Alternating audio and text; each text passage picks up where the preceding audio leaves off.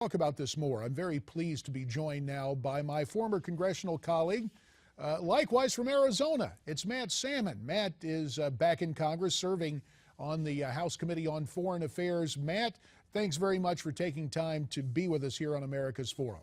And who says that we Republicans don't believe in recycling? Here I am again. Well, we're glad you're there, and I know the people of your district are happy to have you in Washington. And as we did town halls, a lot of current events would come up. We're going to get to immigration in a little while and something very disturbing in terms of video from Al-Qaeda. But I would be remiss if we did not begin our time together, Matt, by getting your reaction to the grand jury's decision there in New York. You know, the grand jury weighs all of the evidence in these kinds of cases. And JD, you'll have to remind me. I know you know this stuff like the back of your hand, but who was the prosecutor that once said you could indict a ham sandwich? Well, I think there have been numerous prosecutors who've said that. I've heard that from any number of lawyers that that fact is true. The process of indicting is a pretty easy one, and so the fact that this officer wasn't indicted speaks volumes that it was clear to the grand jury that he operated under the scope of his authority, and he did, what any reasonable officer would have done to subdue somebody that was resisting arrest. And all I'm saying is that is the process by which our country operates, and justice was served. That's the way the process works.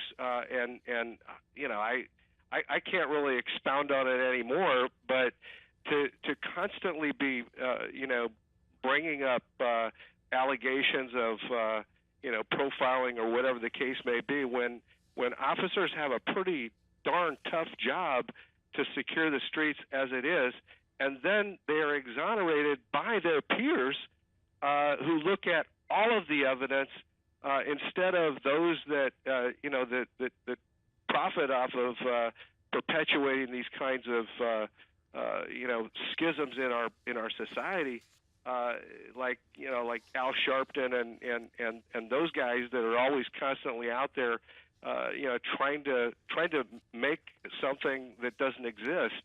Look, is there still racism in our country? Yes, there is. Is it a lot better than it's been in our lifetime? Absolutely, it is. But I don't believe, that this officer operated incorrectly, and that's because the grand jury decided not to indict. That's the way the process works. Fair enough. Matt, a minute 15 remaining in this segment. Really a minute for your response to a released videotape from Al-Qaeda in Yemen, featuring American photojournalist Luke Summers, who was taken hostage last year. In the video, basically Luke Summers says, hey, look, America, you're going to pay. Have you seen the video? Since you're serving on the Foreign Affairs Committee, I'd imagine you have more than, you have some background on this. JD, it's like the prisoners of war back in Vietnam when you and I were kids, and the Viet Cong would release videos of them, the POWs saying that America was criminals and this and that. You don't know what kind of duress or torture that these individuals have been under to make these kinds of comments. But the bigger issue, JD, is that this kind of Matt, time is failing us. Bottom line on this is it's propaganda. Listen, we're going to come back, talk more about the border when we continue with Matt Salmon. And that's why we're very pleased to continue the conversation with Arizona Congressman Matt Salmon. Matt, we really appreciate your time. And before we get to the maneuvers there within the House Republican Conference, let me ask you about the 17 states that filed a lawsuit yesterday in federal court challenging the action of the president, saying he violated his constitutional duty. 17 states, but Arizona not among those 17. Should Arizona have joined this lawsuit? Absolutely.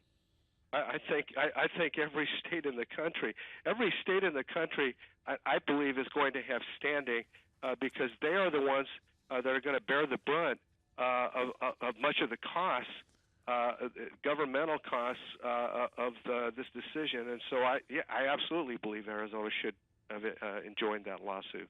Now, representing your constituents from Arizona and a lot of people concerned from that border state and others, what about what Speaker Boehner wants to do? Take us through what he wants to do and what you see as the problem with what the he Boehner wants plan. to do is, it's a funny name called a cromnibus, and that's a CR with an omnibus. And a CR, what they wanted to do was everything except that which might enact the president's illegal action would be funded by an omnibus through the September of next year, and then let's say the Department of Homeland Security and possibly other agencies that may have something to do with this illegal action by the president would be in a CR, continuing resolution, that would be through March. And my problem with it, I know there are a lot of people that are advocating for this, both on the right and the left. From what I understand, Harry Reid blessed it yesterday, which ought to make any of us suspect. But anyway, and I understand the president has said that he would sign that as well.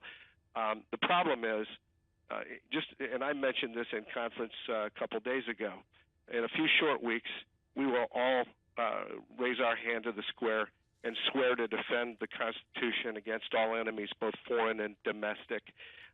That oath is being broken if you vote to fund something that you believe is unconstitutional for 1 minute, much less 3 months.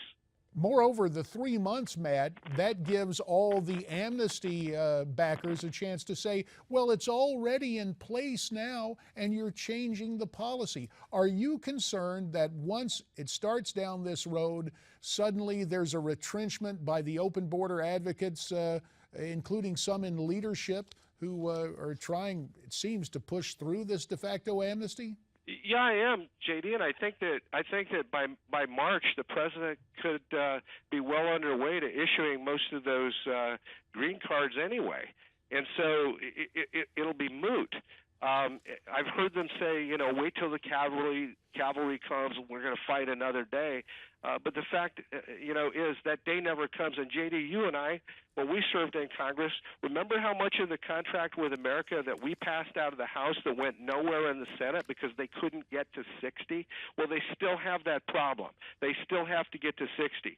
We have a responsibility to do our job here and now. And the Founding Fathers gave the Congress the power of the purse for these very purposes, to be able to fight with the president when we disagree on policy matters. A minute remains, this is our Matt. responsibility. 1 minute remains. I don't want you to telegraph your punches, but I understand you've already been meeting this morning with some members of Congress and some members of the Senate. What's the next step you guys take?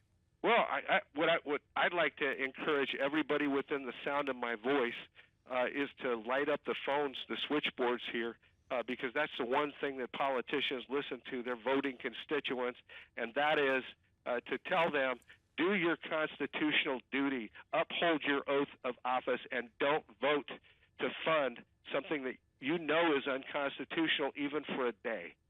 Well, Congressman Matt Salmon, use the power of the purse as the Founding Fathers expected you to. Congressman Matt Salmon, we appreciate your point of view and your time this morning. And you heard the appeal from Matt Salmon saying, get on the phone. The old saying is, when they feel the heat, they see the light. Matt says 1 minute of this funding would be unconstitutional. He wants to move to stop it.